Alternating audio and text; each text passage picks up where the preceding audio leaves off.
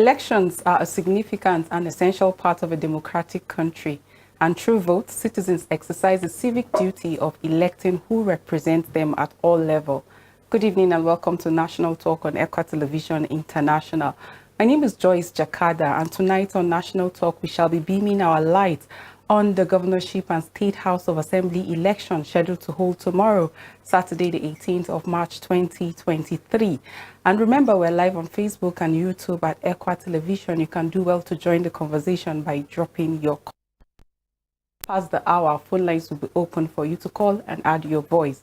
Tonight, to go into the conversation, I have Dr. Emmanuel Usoji. Good evening and welcome to National Talk. Thank you very much. Good to have you. Yes. Out of your busy schedule, you created time to be with us. We really appreciate you. Right. Well, Dr. Emmanuel is a lecturer and public affairs analyst.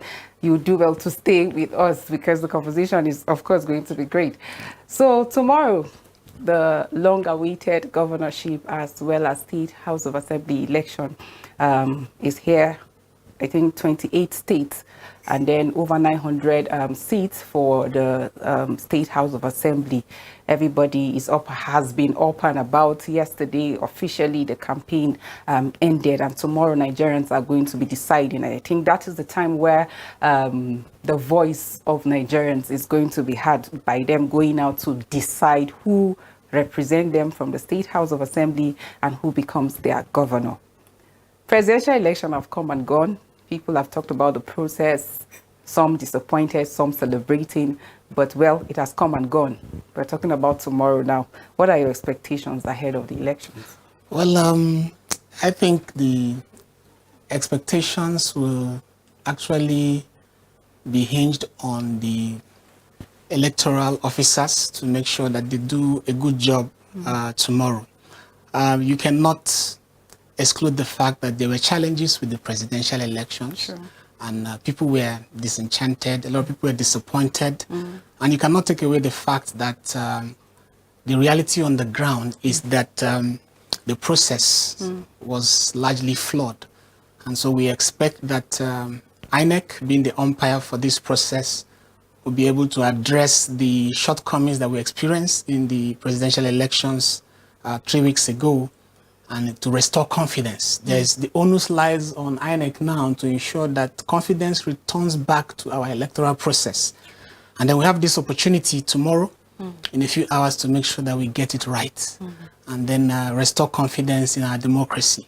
So I expect that people should not be, discouraged. Everybody should turn out en masse, vote for the candidates of your choice.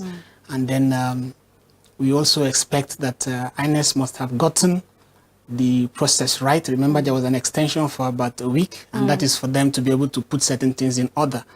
So we do not expect that the experiences of the presidential election should repeat itself come tomorrow. So Nigerians are quite expectant that the process will be gotten right this time. Well, lot of expectations, hopes are high.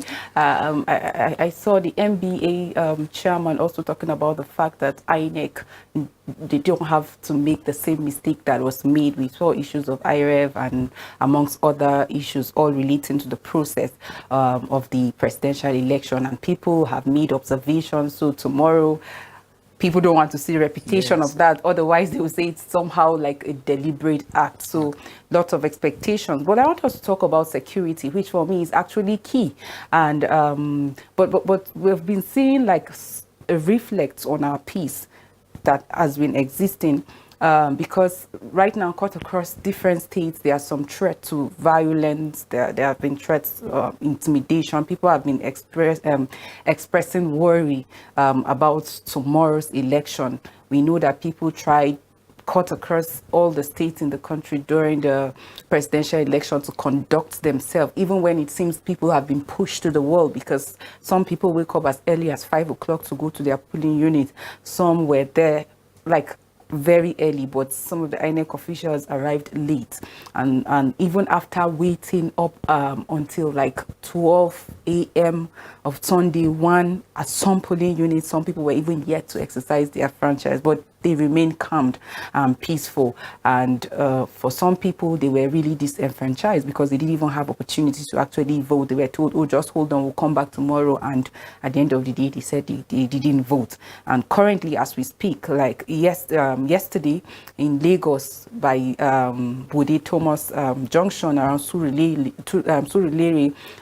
supporters of the Labour Party governorship candidates, while they were about to go for their some talks, and it was so sad for me because I've seen how our joint security met, and then they were assuring Nigerians of security during the elections, before, during. We've seen how that even in some state, political parties have come together to sign peace accord, but yet you keep seeing that. And I think that is one of the reasons why people have been expressing worry over the continuous intimidation, and then even being scared of coming out tomorrow, because I've seen where MC Olomo in Lagos saying that I think he was trying to use some ethnic card, trying to play some ethnic card, saying that if you're not voting for their party, you should not come out. And I'm wondering why he's still, no DSS, no police has arrested him yet. So let's talk about security and preparedness, going by what we saw in the February 25th election, and then the process till now, and then tomorrow is another day for people to come out and actually exercise their franchise. Do you think our security are really prepared? Well, the question of security, I think, is largely a question of the failure of the leadership of the Nigerian state over time. It's just a manifestation of where we are in terms of trying to secure the lives and property of people in this country. And it's not new that you have such the replication of such security threats when it comes to elections. So I believe that the buck stops on the leadership, the political leadership across various stratas of governance, at the local government, at the states, and even at the national level. The ability of our nation to secure the Nigerian state is a challenge for us. And it shows that we have actually not grown to that point whereby people can, walk about, can do their businesses, without fear of the threat to life. People can sleep in their houses without, being with one eye open and the other one shut, because they are not sure of what will happen in the next hour. So it is a question of leadership. The desperation of the political class in this country is such that cause for worry, because we have seen people who have used the machinery of government in order to perpetuate themselves in power and to protect their own interests. They put the lives of the people on the line. The ordinary Nigerian just wants to go and cast his vote and return home in peace. I don't think it is too much to ask from, our security operatives and our leaders to ensure that these people, their lives are protected. I was quite saddened by the experiences that we recorded in Lagos, in Rivers, in some other states, even in Imo, where some areas couldn't go, people were disenfranchised, but they couldn't go out to vote because of the security situation in those areas. It's quite sad that in the 21st century, things like this are still happening, in our country, and that's one of the things that the international observers, took note of. The fact that people were suppressed, voter suppression as a result of security threats, were very eminent in the last process 3 weeks ago. So it's a thing of concern, and I feel that there's a need for, a change of orientation from the political class down to those that are the populace and the masses, with regards to, what this power thing is all about. Democracy is about the people. It's about the people. It's not about, the political leadership or the political class. It's about the people. People want to elect leaders that they can put their confidence on. Now, it's not about enforcement. It must not be that your candidate must be there. And if he's not there, you have to do all you can to make sure that he remains in power. So we have to outgrow this level and then make sure that we take our democracy to the next level. So I believe that notes have been taken from the presidential elections. We expect that in where there are, flashpoints of security threats. Such, areas should be properly manned and managed. The police, the DSS, the army, all of people must put their hands on deck to ensure that ordinary Nigerians who just want to cast their vote without losing their life in the process. One man's ambition is not worth the blood of a goat, talk less of the blood of a human being.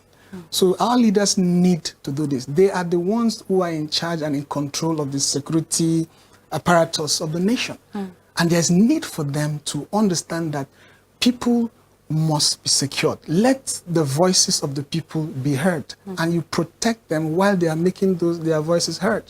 So I think it's not a good thing for our democracy, it's not a good thing for our electoral process to continue to have these flashes of violence, flashes of security, threats to life, polling stations being attacked by mobs and thugs. All of these people are being energized by the political class. Nobody will leave his house and just go and attack a polling station. Somebody must have sent him there. So these are some of the things that we need to check. And until we come to the point whereby people are brought to book for the acts that they commit, that process will continue. We have people who have made themselves bigger than the law in this country. People that you can't touch, people that you can't go after. People who have used their, even made certain inflammatory remarks on national TV, and then they get away with it. And that's why you have this process all along. It's a continuous decimal that you continue to experience in our democracy. So it doesn't speak well for our democracy. It's not showing that we are growing democratically as a nation. So there is need for the governments of the day, those who are in charge of the security apparatus, to make sure that people are held accountable for any breach of security, and people are brought to book for any loss of life as a result of elections. Until people are made to pay for the acts that they commit, then it shows that we are actually not serious with with peace and security in Nigeria. That's true. Like, I recall how that some observers have highlighted the fact that from the last election, there were, I think, up to 1,000 people that were actually arrested for electoral violence, like some of these acts, but yet nobody had anything about that. And not until we start interrogating these people, not until we start seeing ex-convict relating to electoral violence and all of those things, then people will continue doing that and then going scot-free. Exactly. Some of these election security experts have already highlighted some of the states in Nigeria: Kaduna, Kano, Enugu, Imo, Lagos, Rivers, Delta, like among other states as hot spots because of the tendency of violence erupting. We've seen how that in Delta there was even an attempted assassination, and sometimes you just ask yourself, for what?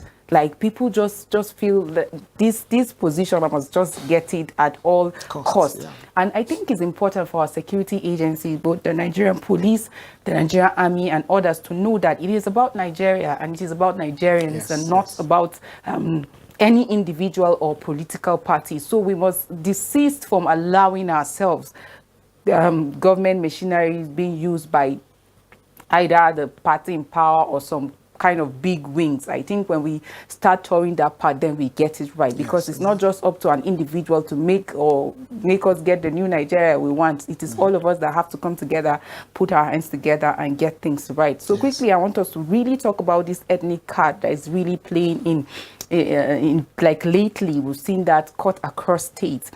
People are using this ethnic card just to canvass support. It is our state, it is our own, we must get it, and all of that. And we know that enshrined in the Constitution is the right for every Nigeria to live everywhere. We've seen how that, I'm still using Lagos as reference, that if you are not voting for, I'm quoting MC Oluomo, saying, if you're not voting for APC, then stay at home.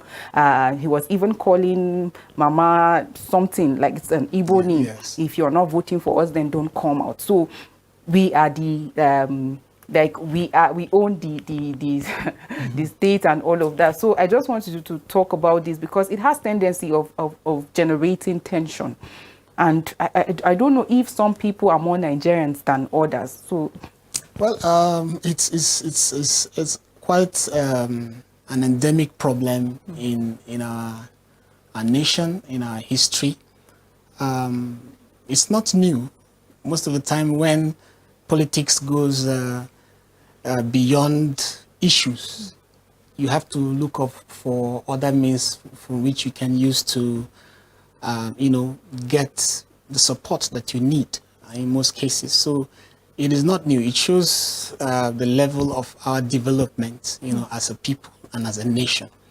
Just going back to history, you will discover that this is not the first time we are having elections in Nigeria. We've had elections, the First Republic, the Second Republic, the aborted Third Republic, and then we have in this particular Fourth Republic, we've seen the trajectory of elections and electioneering in those periods. In 19 had 5 political parties, and those parties caught where they were hanging on certain ethnic poles. In the southwest you had the UPN, United People's Party. Is it the UPN or the UPP? The Obafemi Awolowo Party. In the southeast you had the NPP. In the north you had the NPN and all of that. So you have, it's always been there, and it has not helped our democracy. That's the fact. And until we grow beyond this politics of ethnicism, and then we go into politics of ideology, you may never get it right. Sure. Nigeria is a very multi-ethnic, no doubt about that. Our reality is that we're a multi-ethnic society, and such issues will actually come on board. People will always want to play that, like you said, play up the trump card of politics, just to perpetuate their interest, to make sure that they do that. I've watched comments, and I've watched people say a lot of things, especially in the outcome of following the outcome of the presidential elections, and how people voted the way they voted. But that's when you look at the facts on the ground, you must understand that in the 21st century, the world is evolving, societies are evolving, and then your growth and development as a nation will be based on the indices of the fact of how you have grown over time, how you have been able to develop over time. So we have a generation of politicians who have not outgrown this ethnic propaganda and all of that. And that's why we're having the kind of leaders we are having. Sure. So until we get to that point whereby, you can have people are assessed based on what they stand to offer and not where they come from, we may not get the kind of leaders that we deserve in the 21st century. So that's the thing that we must begin to, conscientize our people about. And I believe very strongly that if with the recent happenings and developments, we are surely getting to a renaissance where people will definitely outlive these sentiments. So it's there, and I still put it on the fact that in the last 30 years, we have not been able to take advantage of, our experiences in order to forge a new era of politicking and democracy for our nation. And I still put it on the tables of our leaders of thought, our religious leaders, our politicians, the people in power and government. Nigeria needs to grow beyond ethnicism.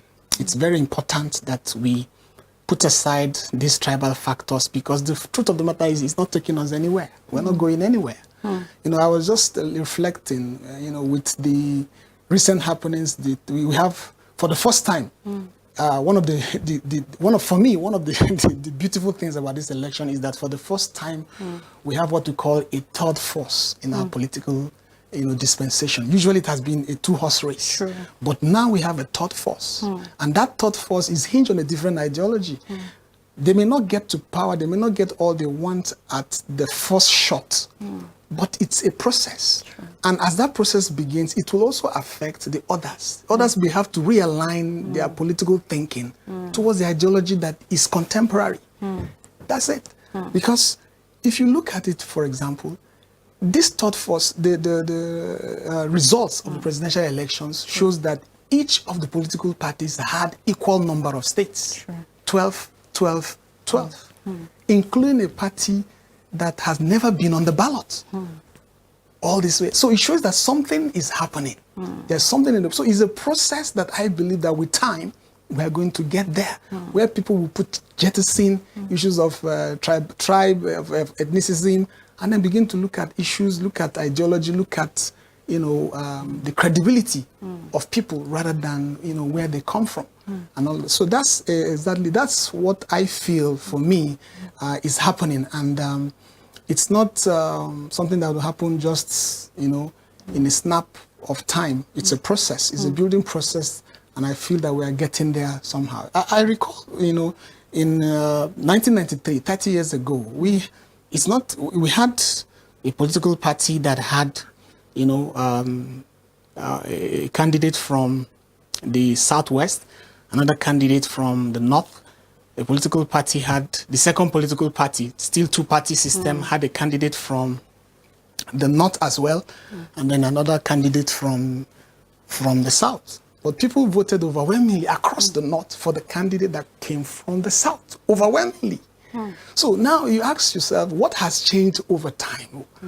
What has changed? The fact remains is that our leaders in the last 30 years have, for some reason best known to them, decided not to take advantage of what happened in 1993 in order to reorientate the Nigerian populace towards thinking along being Nigerian, rather than just being from one particular part of Nigeria. And the more we take this seriously, because our challenges will still be there until we take things that has to do with this, the nationalism seriously, our challenges will still remain. Well said. Yeah, like yes. Going by the politics of ethnicity, I would just totally agree with you that this can only take us backward. Yes. We can't be in a contemporary society and be thinking locally. And if we want to develop as a nation, then we must begin to think globally and act locally. Like I've been monitoring trends on social media and conversation cut across society, communities, and all of that. Most times you see people, when they argue when it comes to politics, it is sentimental, based on sentiments, ethnicity, and all of that. Most people. And I've seen how a lot of people have burned bridges that they would need even after this election. I'm just wondering, tomorrow, after tomorrow, I think the deal is done.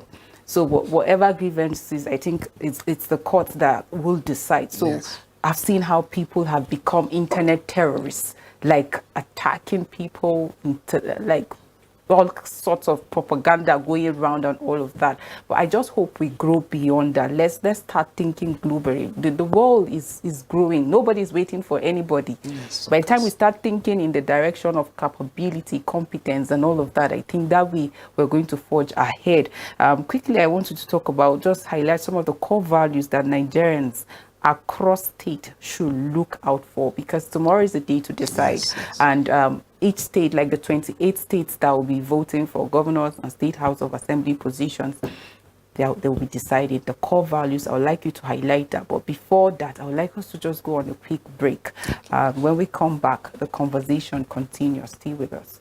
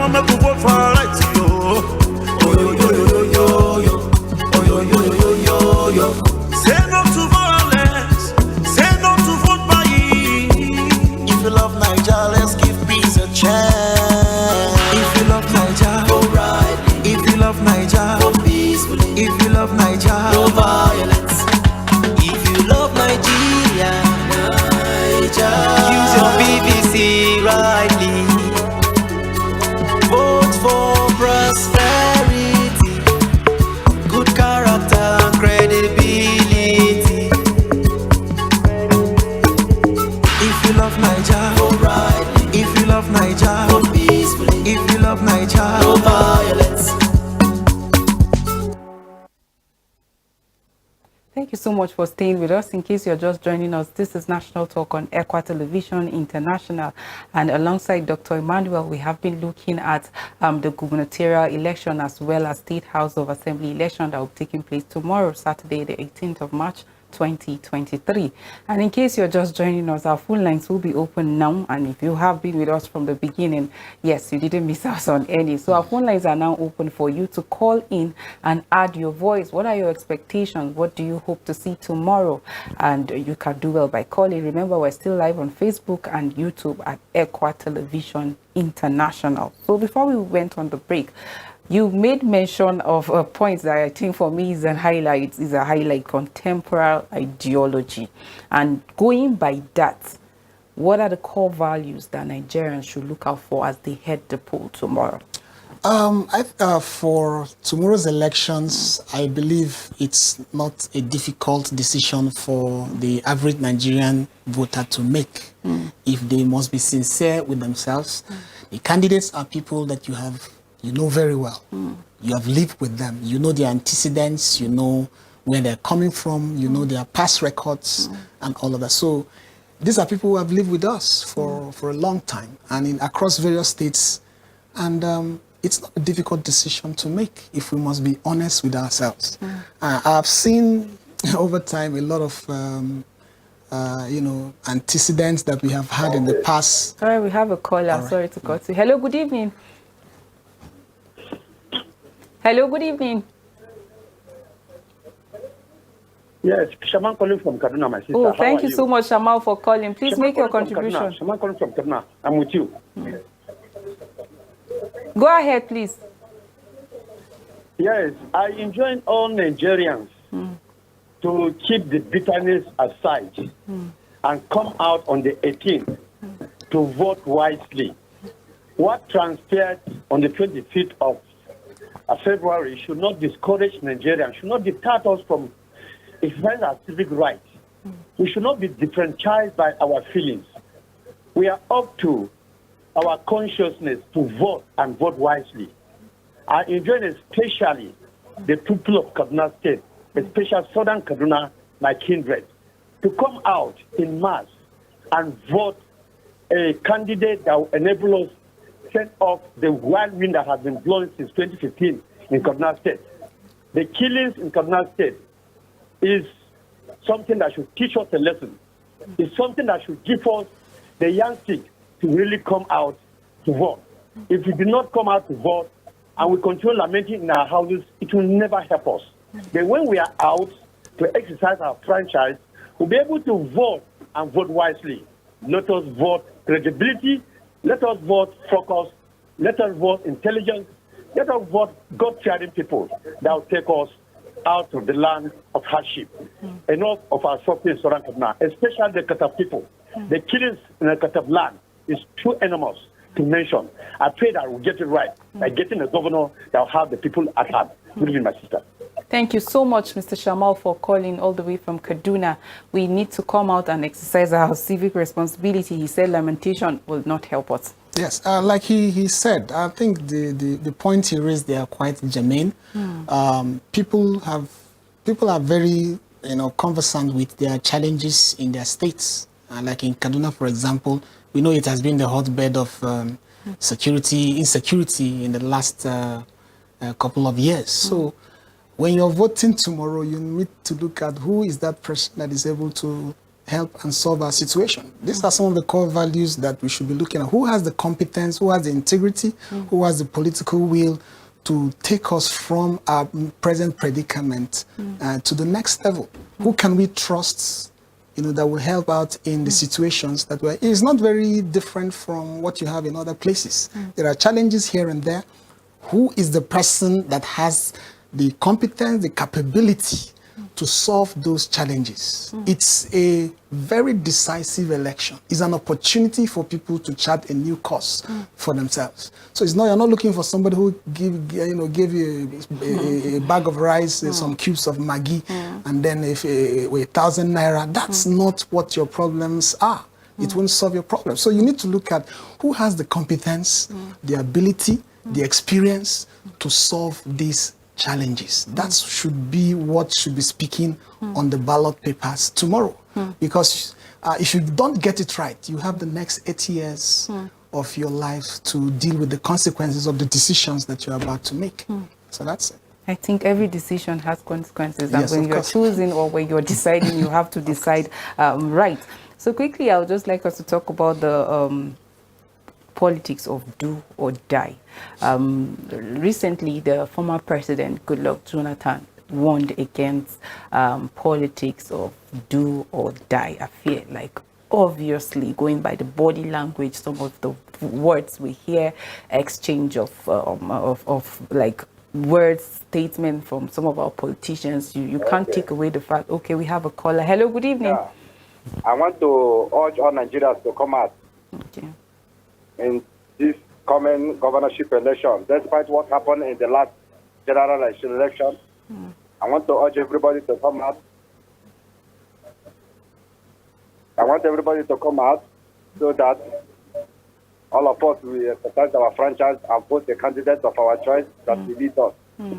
We should not be discouraged on what happened in the previous one. Thank you. Thank you so much for calling. Like, it's more like one voice now talking, same thing. Come out and vote. So quickly, politics of do or die. Should people vote for people that see these positions as do or die affair? I think the do or die syndrome speaks, to the average discerning mind that anybody who wants power, by all means, cannot be trusted with that power. Because this is about service. If you understand what the whole exercise of governance is, it's about serving the people. And if I want to bring out myself to serve the people, I should not come from the, generalissimo attitude of it must. If it's not me, then it cannot be anybody else, and I must get it at all costs. That is where we have been missing it all this while. And those who subscribe to that ideology of power by all means should be able to understand that their times and their days are numbered in power. Nigerians should be wiser than this by now. The do or die affair is not taking us anywhere. These are self-seeking, self-serving people who have other, interests that are not for the interests of the generality of the people at hand. Because if it's about the people, then it must be a do or die thing. Let the people be the ones to ask you to come to power. You must not be the one enforcing yourself, except you have other interests. So Nigerians should be wiser than this. Those who have been at the helm of do or die politics should be able to understand that in this present dispensation, their days are numbered. That's the fact about it. Okay, we have a caller. Hello, good evening.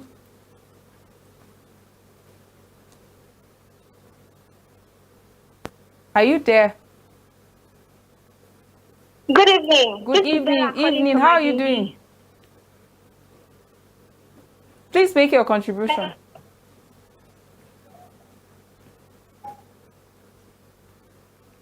Are you there? So, Okay.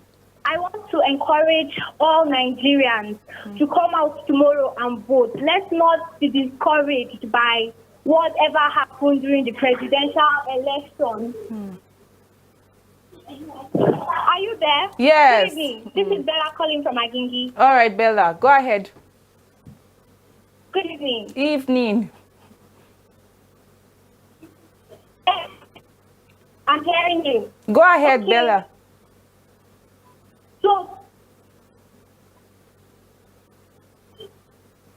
Oh, Bella wants to I encourage want us. us to come out and vote and still exercise our rights because who represents us at the state level matters a lot. True. So we should also come out and vote and exercise it even more than what we did during the presidential election.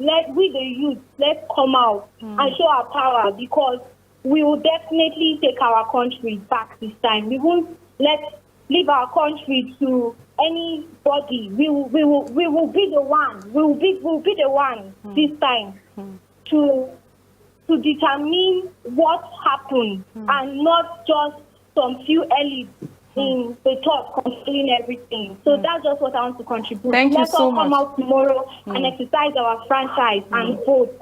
Thank you. Thank you so much, Bella, for calling from Magingi. We really appreciate you. Yes, that's the voice of a young person saying, yes. we are resilient. We are not giving up. We will take our country. This has become like a cliche lately. Let's take our state back. Let's take our country back. I like the spirit. Yes, I think it's a political renaissance that I talked about earlier. And we could, even in the last election, you know, irrespective of the challenges it had, and the disappointment and that some people must have felt with the outcome, there's still some good takeaways from that, and that's the fact that you know, the youths are beginning to wake up to their political responsibility, and we have seen that play out in the outcome of the elections. That you know, in the next couple of years, it's not going to be business as usual.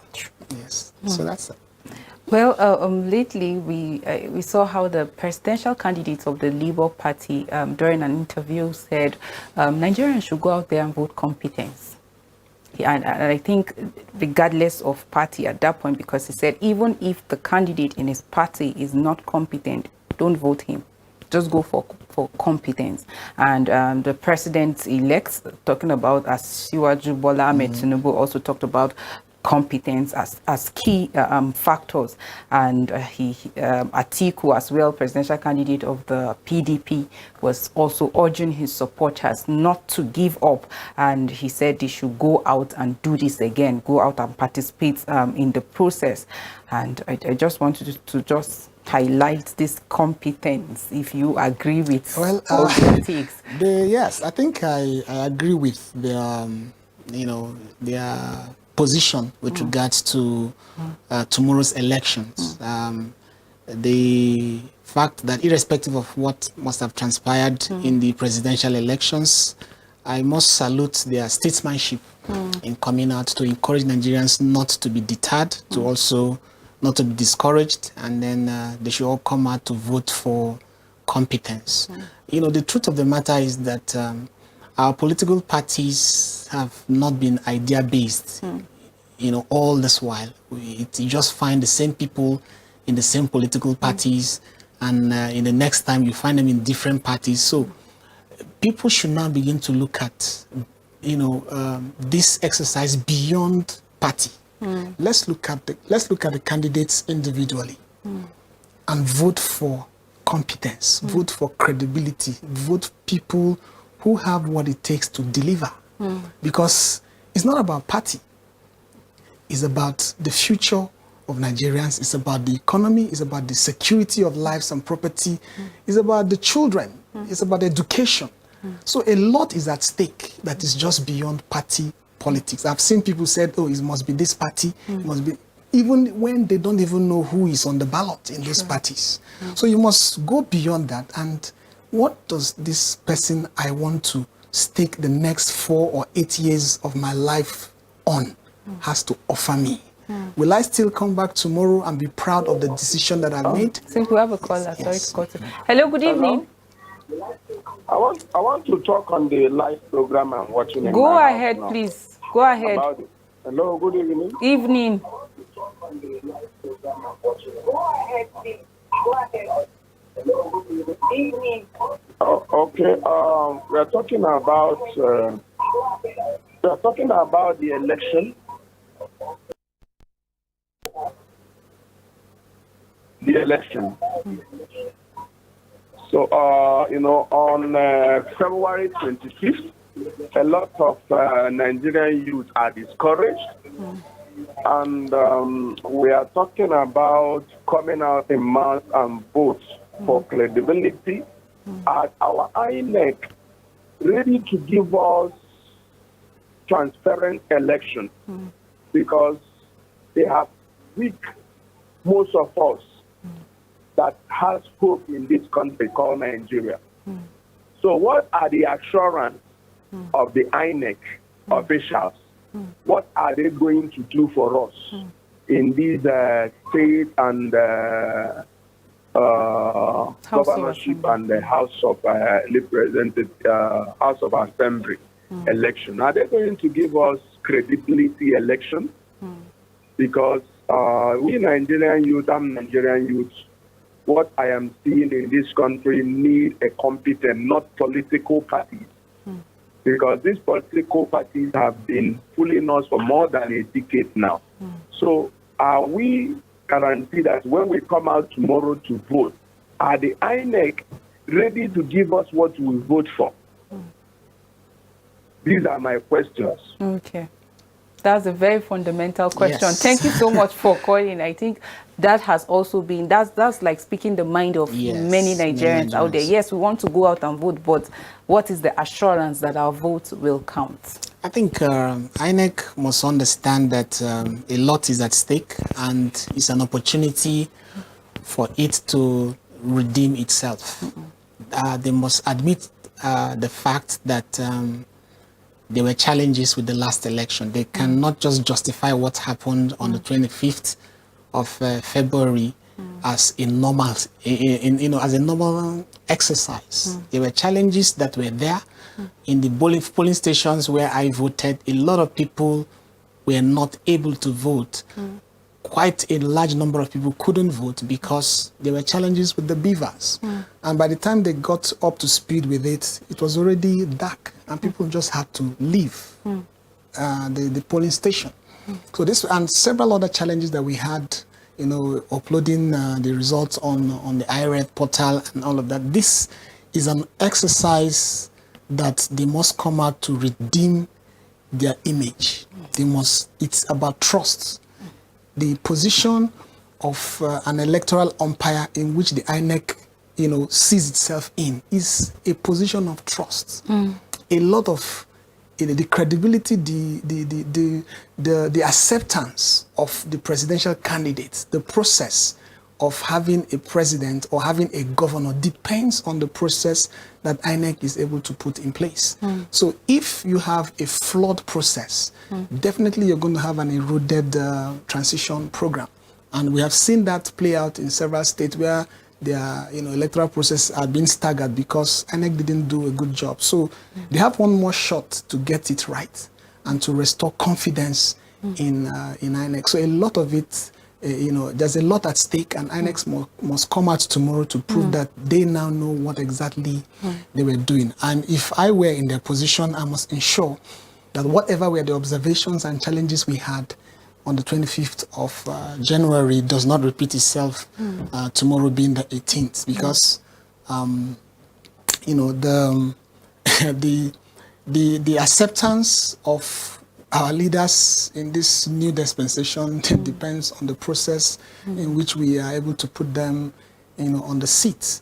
So if the process is flawed, definitely you're going to have challenges ahead of you in governance. So I think they have one opportunity, like I said, to make sure that they get it right this time and restore the confidence of Nigerians on the electoral umpire INEC. Otherwise, in much saner climes, the proper thing to do is that if you cannot deliver, if you cannot do the right thing, then you just need to step out of the door, accept that you made a mistake and you can't do anything about it. Then let people who know what to do come into play, because the disappointment that was felt across the nation it shouldn't be we shouldn't feel that again tomorrow. So yes.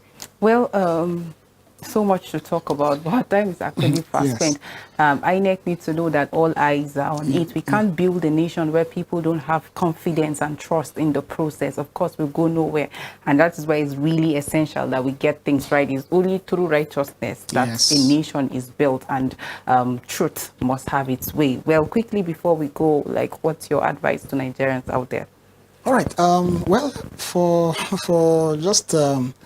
we are all Nigerians. I have encouraged myself to move on. I was discouraged. I was depressed at what actually happened, because I was where I voted. I saw people who were disenfranchised and they had to go home disappointed because they couldn't vote, and not because of their own making, but because I commend INEC for running it. So I would advise Nigerians not to be deterred, not to be discouraged. The turnout tomorrow should even be much more than we had on the 25th, to show that we still believe in this democracy, we still believe in this process, we still believe that we can make it right, we can get it right. It's an opportunity for us to put in, you know, this is the time for Nigerians to exercise their power. I define election as not just voting people into power, but it's also voting a bad leadership out of power. So you must come out. The only way you can make this happen is through the ballot box. So I advise Nigerians to go out there, be peaceful, be organized, cooperate with the officials, make sure that you vote and make sure that you protect your vote. Get the INEC officials to do the right thing. Let them make sure that they follow through with the guidelines and all the processes that they have made for the exercise to take place. So people should not be discouraged. There's a lot at stake. The presidential election is just one phase. We need to get the right governors across the states, in the 28 states of this nation. We need to get the right people to represent us in the various states of assembly, because the future of our children, the future of education, the future of Nigerians, the security of lives and property depends on it.